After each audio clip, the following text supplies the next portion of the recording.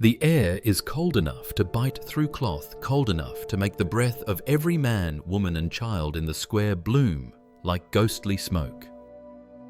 It is October 1440 in the city of Nantes.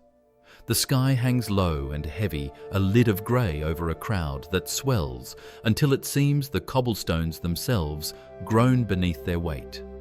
They have come for a spectacle, not a battle, not a royal wedding, but the end of a man who once stood at the very summit of glory. The scaffold rises above them, a wooden island in a sea of bodies. The ropes sway slightly in the wind, creaking like the masts of a ship bound for hell. Upon that platform stands Gilles de Rais.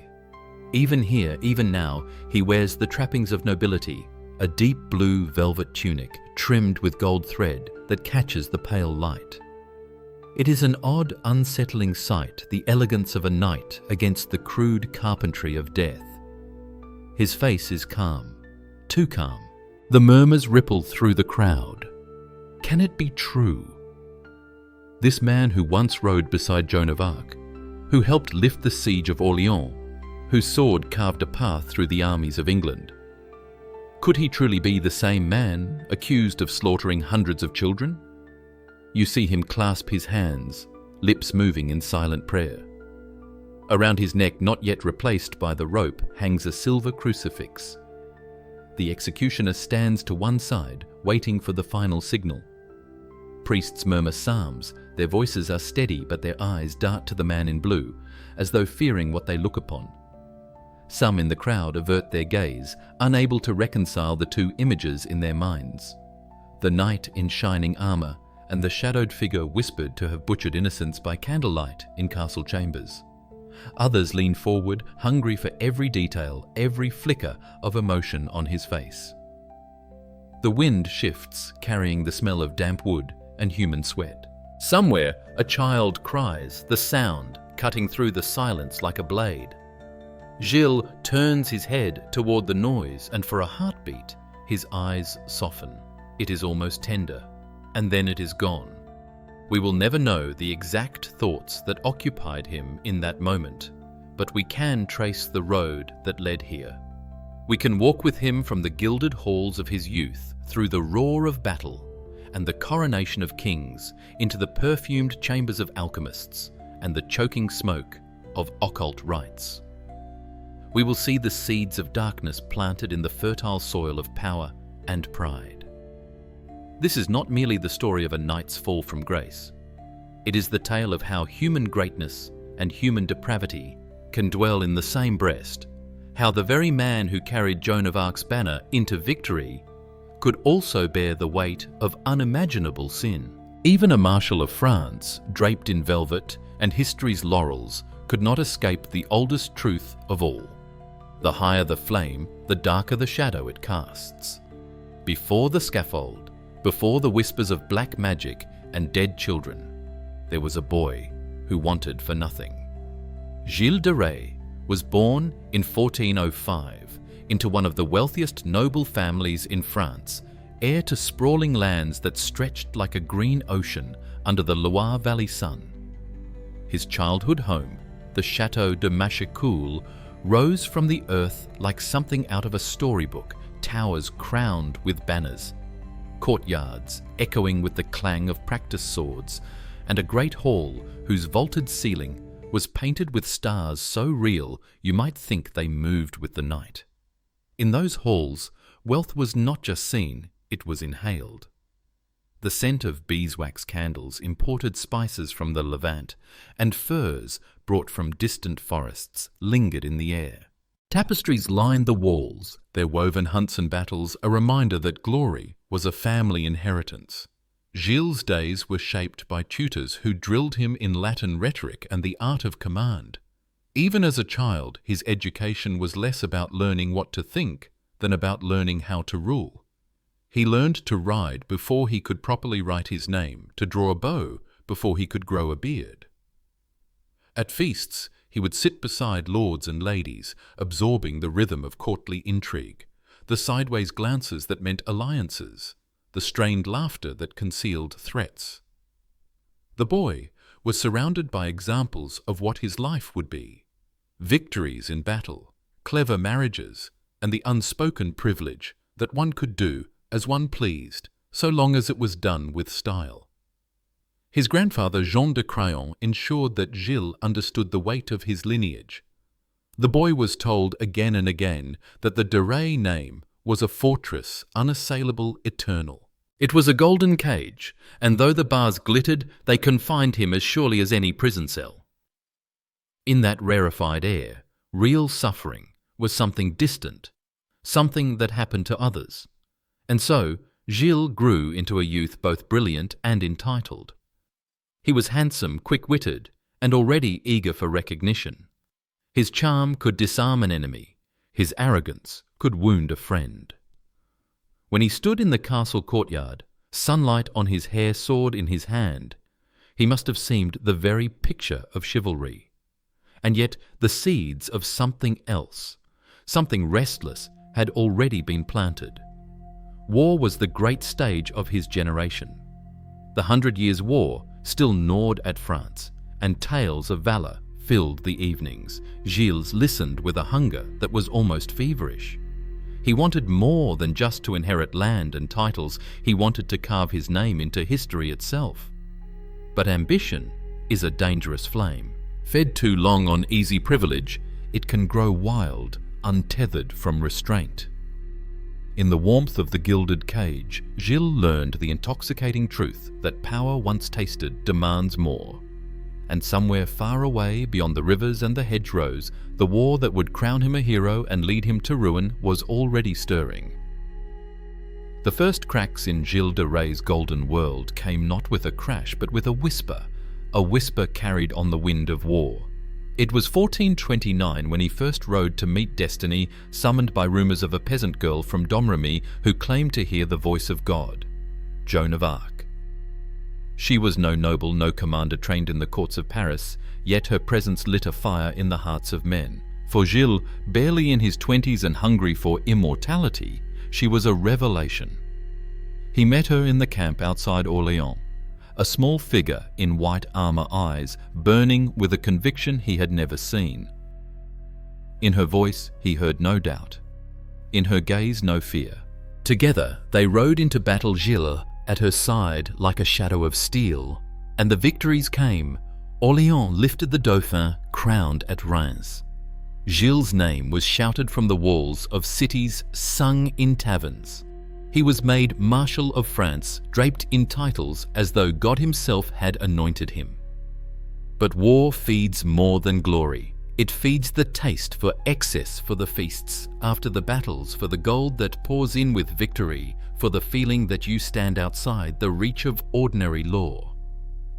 Gilles began to spend as if fortune were infinite. He filled his halls with musicians, actors, rare books, relics, anything that promised wonder. Yet beneath the splendour unease began to coil. Joan of Arc was captured in 1430, tried for heresy, and burned at the stake the following year. Gilles was not there to save her. Perhaps he could not have, but the failure clung to him like a shadow. Something in him shifted after her death. The courtly knight still smiled, still feasted, but his eyes seemed always to be searching for something just beyond reach. His spending grew reckless. Vast estates were mortgaged, jewels pawned. He funded elaborate theatrical productions that devoured gold like fire devours kindling. And quietly away from the eyes of polite society, he began to seek out men who promised forbidden knowledge. Alchemists, necromancers, men who spoke of summoning spirits and transmuting metals into gold. Rumours drifted from the countryside. Peasants whispered of children who went to play near the castles of Machecoul and Tiffauges and never returned.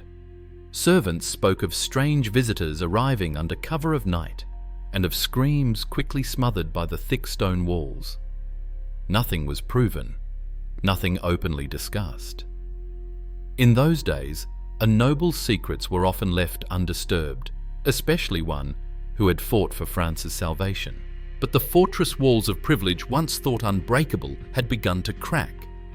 The whispers were growing louder.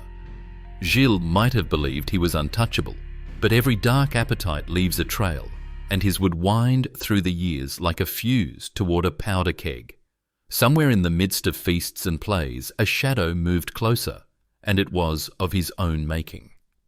It began, as great downfalls often do not, with the gravest crime, but with a single, reckless act. In the spring of 1440, Gilles de Rais, now drowning in debts of his own making, found himself embroiled in a dispute over property with a local cleric, Jean le Ferron. The argument escalated into violence, and in a moment that would seal his fate, Gilles ordered his men to abduct the cleric right from church grounds. It was brazen, foolish, and fatal. The abduction was no small matter, not in a land where the church held sway over king and noble alike. The Duke of Brittany Francois I had long been watching Gilles with suspicion, perhaps even waiting for a misstep. The whispers about missing children had not gone unheard, though no one had dared challenge him openly. Now, with this public insult to ecclesiastical authority, the Duke had his pretext. Within weeks, soldiers arrived at Tiffauges. Their orders were not to negotiate, but to take Gilles into custody. The Marshal of France, the same man who had ridden beside Joan of Arc, was dragged from his own fortress under armed guard. His velvet tunics and gold-chased armour were replaced with the rough garments of a prisoner. Then came the charges. Before the ecclesiastical court, the list was read aloud, each accusation more monstrous than the last: heresy, sodomy, blasphemy, murder. Specifically, the abduction, abuse and killing of many, and divers children, some as young as 7. The scribe's quill scratched the words into the record as gasps rose from the crowd. The number was left vague, but rumours whispered of hundreds. For a moment, Gilles reportedly stood in stunned silence. Then, as the words sank in, his composure cracked.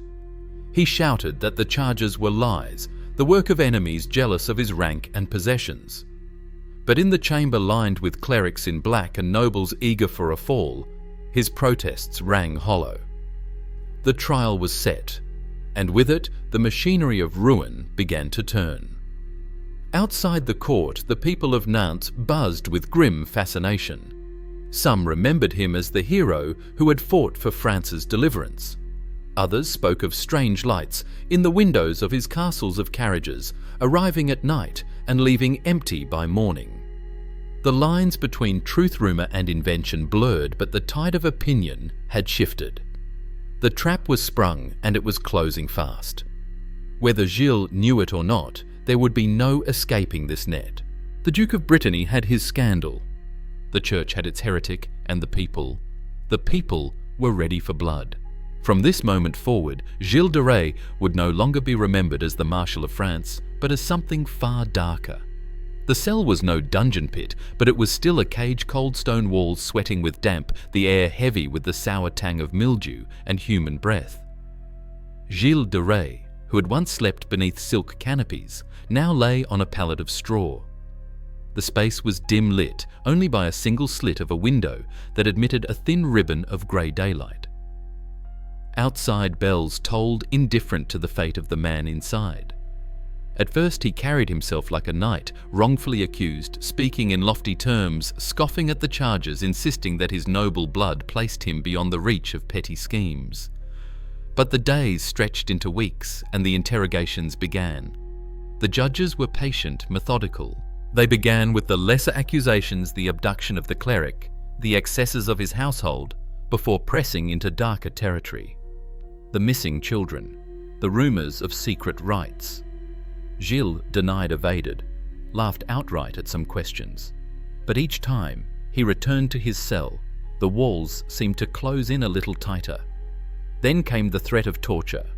The instruments were shown to him: the rack, the iron boots, the ropes that could wrench a man's shoulders from their sockets.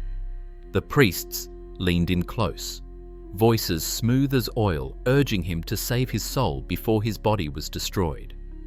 It was then that the mask began to slip. The first confession came haltingly, as if the words themselves were poison. He admitted to grave sins against God, then stumbled further, describing in grotesque detail the luring of children into his castles, the games played in chambers lit by dozens of candles the moments before the final screams. His voice wavered, sometimes defiant, sometimes almost wistful. What emerged was not a single moment of madness, but a pattern years of calculated, repeated cruelty. Servants testified to disposing of small bodies in fireplaces, to scrubbing away blood before the morning light. Gilles spoke of summoning demons, of seeking the philosopher's stone, of offering life as the price for knowledge and gold. At night alone in his cell, the grandeur of his former life would return to him in dreams, the roar of battle, the cheers in the coronation hall, only to dissolve into visions of pale faces, eyes wide in terror. He would wake gasping, unsure whether the cold in his bones was from the damp or from what he had become. Perhaps the deepest torment was not the loss of freedom, but the erosion of identity. Once Gilles had been the Marshal of France, saviour of Orleans. Now he was a prisoner whose name was spoken only in fear and disgust. And outside the prison walls, the city of Nantes was already whispering his epitaph. The trial of Gilles de Rais was not a sterile proceeding hidden behind closed doors. It was a performance, a theatre of morality, politics, and public appetite for spectacle. The court in Nantes became a stage where the black-robed judges, the duke's men, and the clergy all played their parts. The audience. The people of Brittany hungry for both justice and scandal. From the first day, the air inside was heavy, not just with the scent of wax and damp parchment, but with anticipation. The benches groaned beneath the weight of nobles, merchants, and common folk who had squeezed their way in to witness the fall of a man they had once cheered. Even the sunlight seemed reluctant to enter the hall, filtering in through narrow windows, like weak confession. The prosecution wasted no time. They summoned witnesses, peasants who swore they had seen their children led toward Gilles' castles and never return. Servants who described carrying buckets of ash that smelled of burnt flesh. Accomplices who spoke of secret rooms draped in black, where strange rites unfolded to the drone of Latin invocations. But woven among these testimonies was something more calculated. The Duke of Brittany's representatives painted Gilles not only as a murderer, but as a heretic, a man who had turned from the true faith to serve demons in exchange for wealth. It was a narrative that served the Church as much as the Duke the heretic's public fall would reaffirm divine order, and his execution would be a warning to any noble who thought themselves untouchable. Gilles was allowed to speak in his own defence, but the ground was against him from the start. At times, he raged, calling his accusers liars, denouncing the court as a farce. At others, he seemed broken, even pleading for mercy. His shifting demeanour only fed the crowd's fascination. Was this the face of a guilty man, or of one driven mad by persecution? The judges played their part with cold precision. They offered moments of pastoral concern, urging him to repent for the sake of his immortal soul, but never loosened their grip. Behind their solemn words, the outcome was already sealed. The Duke wanted the scandal ended, the Church wanted the heretic purged, and the people wanted blood. Each day of the trial chipped away at Gilles' defences. The confessions, whether coerced or freely given, became more elaborate, more damning. Even if he had recanted, the weight of testimony against him was too great. It was less a trial than a funeral march. In slow motion, the sentence already written in invisible ink before the first gavel struck. When the verdict finally came guilty on all counts, there was no gasp of surprise in the hall. The words landed not like a thunderclap, but like the closing of a book whose ending everyone already knew. Outside, the city prepared for the final act. The night before his execution, Gilles de Rais slept little, if he slept at all. The small prison chamber was lit by a single candle, its flame dancing in the draught from the narrow window. Every sound, the shuffling of a guard's boots, the distant creak of the gallows being tested in the square, seemed magnified in the stillness. When the first light crept over Nantes, pale and cold, Gilles asked for his finest garments. If he was to die, he would meet death not as a broken prisoner, but as the Marshal of France. They brought him a tunic of deep blue velvet, embroidered with gold, and a belt of crimson silk. He dressed with deliberate care, as though each button and fold might hold the world together for a moment longer. His last meal was simple bread, wine, and roasted meat.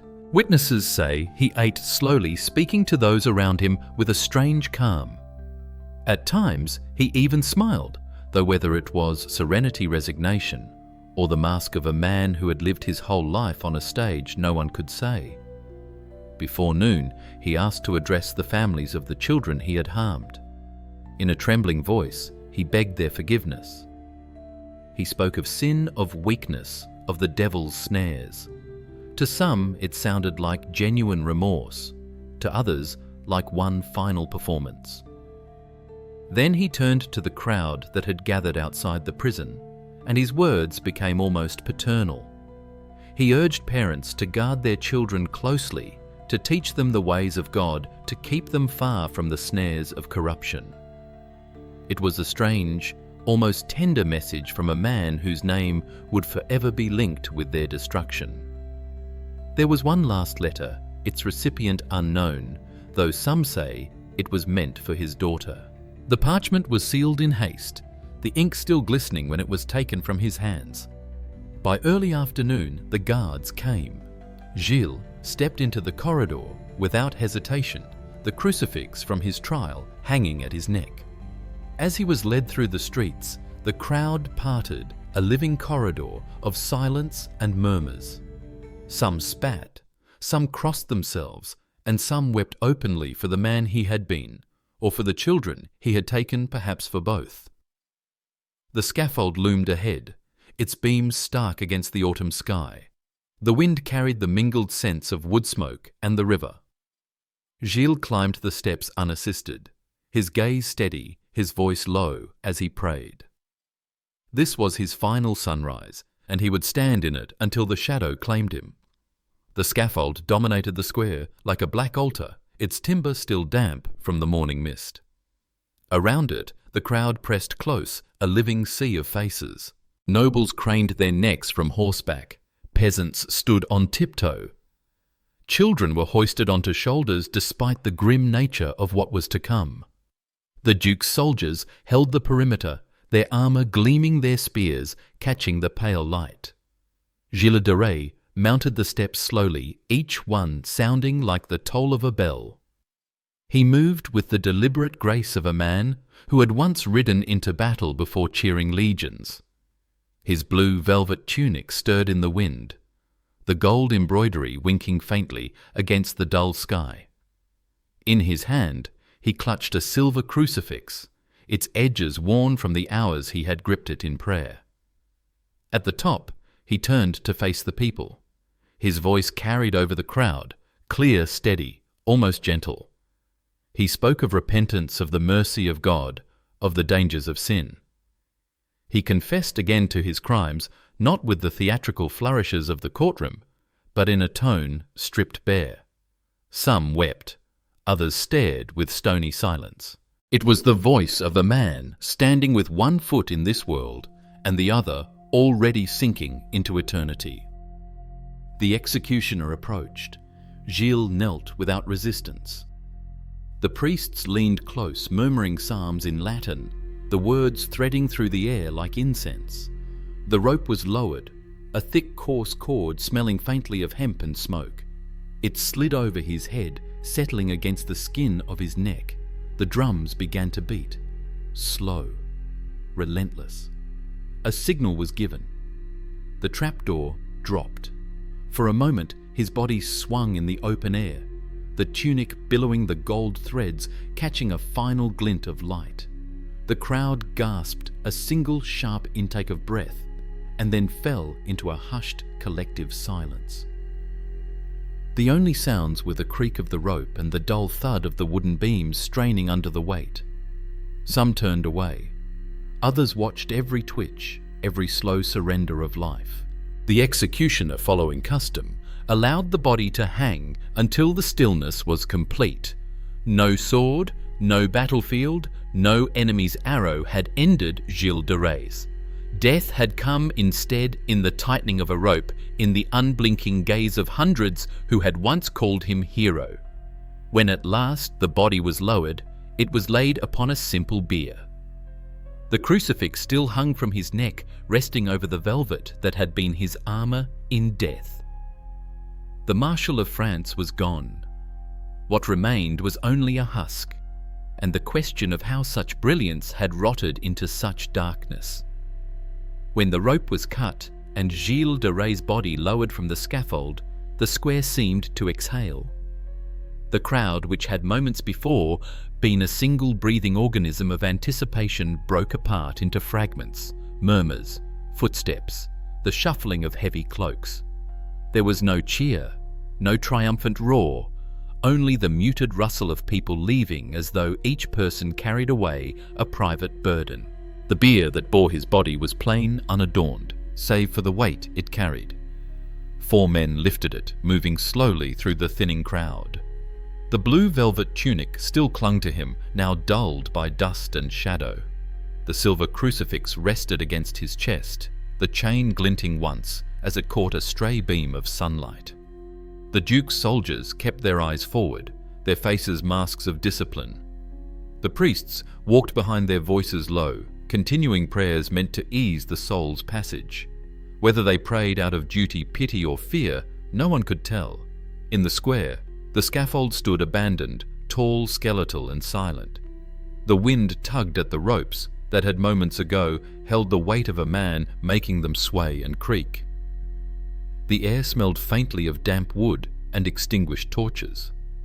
Those who lingered did so quietly. A mother clutched her son's hand tightly, leading him away without a word. An old man, leaning on a cane, stared at the empty platform, as if trying to reconcile the hero he had once cheered with the criminal just executed. Somewhere, a lone dog padded across the cobblestones, nose to the ground, indifferent to the weight of history hanging over the place. The bier carried Gilles' remains to the Carmelite church, where in a final gesture of nobility's privilege he would be given burial rites.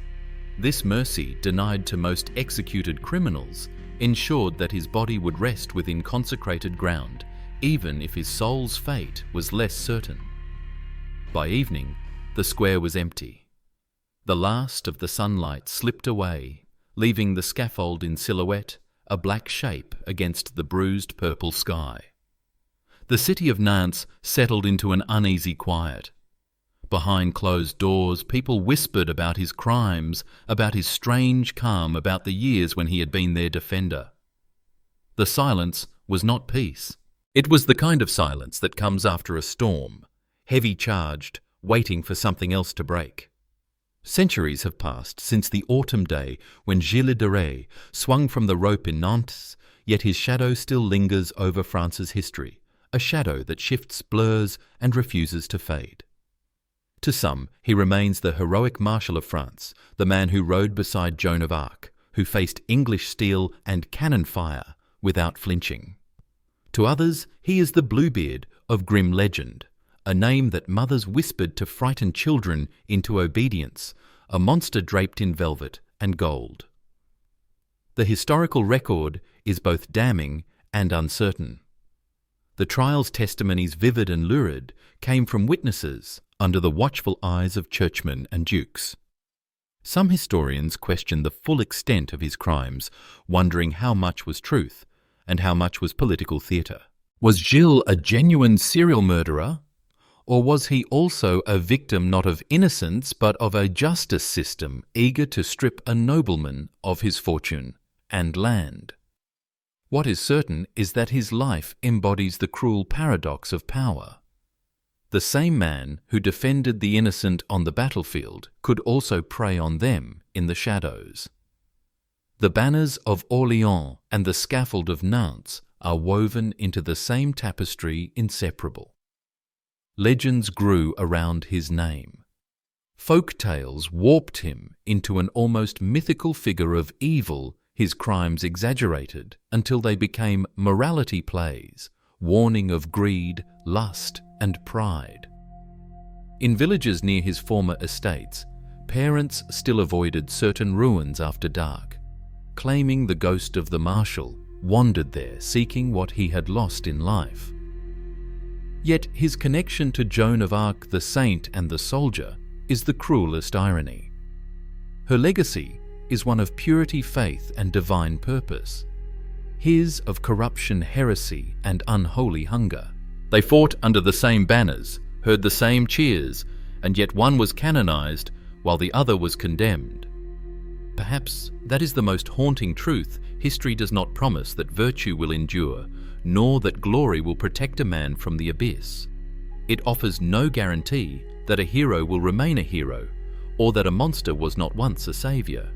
And so Gilles de Rais remains suspended between two images, the knight bathed in the gold light of victory, and the figure in blue velvet beneath the grey sky of Nantes.